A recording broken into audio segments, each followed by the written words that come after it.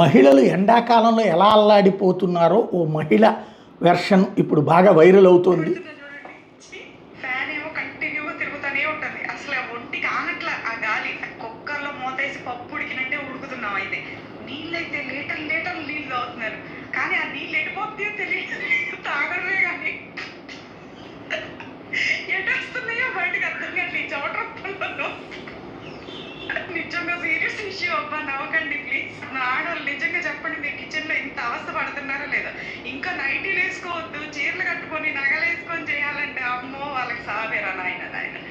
ఇండియాలో ఆడోళ్ళు పనిచేసే వంటగది ఉంది కదా, ఖచ్చితంగా ఏసీ పెట్టియండి ప్లీజ్. మగవాళ్ళందరికీ పెద్ద రిక్వెస్ట్ ఇది.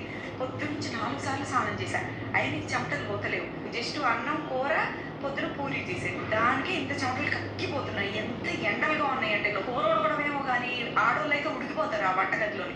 దయచేసి ప్లీజ్ అబ్బా ఒక ఏసీ పెట్టియండి. బెడ్రూమ్ కంటే కిచెన్లో చాలా ఇంపార్టెంట్ ఏసీ అయితే. నేను ఆల్మోస్ట్ 12-13 ఇయర్స్ తర్వాత ఇంత ఎండలు ఎక్స్పీరియన్స్ చేస్తున్నా. ఇండియాలో ఉండి బయటికి వెళ్ళాలంటే భయపడుతున్నా చూడండి. ఫ్యాన్ ఏమో